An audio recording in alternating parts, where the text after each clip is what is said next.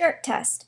The subject lies supine with the involved hip flexed at 45 degrees. The examiner stands next to the involved side and holds the subject's foot.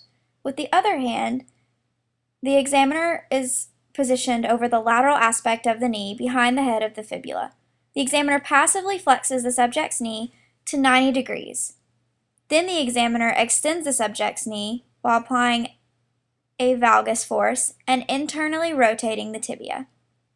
A shift or clunk felt at 30 degrees of knee flexion while the knee is being extended indicates a positive test, implicating anterolateral rotary instability.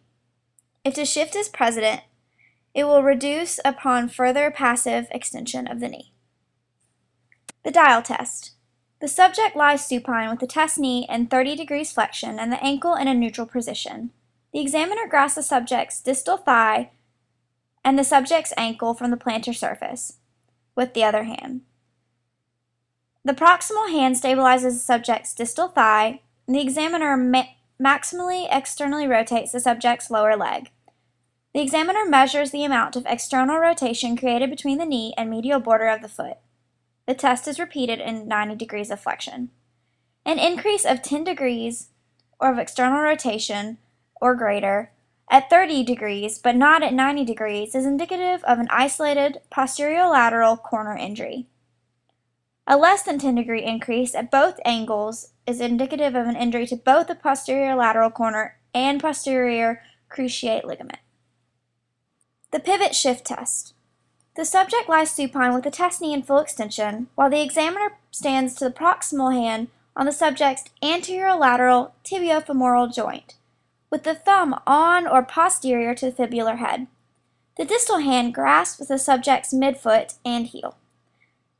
The subject's foot between the distal arm and the body with the same hand on the tibia. The proximal hand is placed on the posterolateral leg just distal to the knee. The knee is then internally rotated with the distal hand, applying a valgus force with the proximal hand and slowly flexing the knee.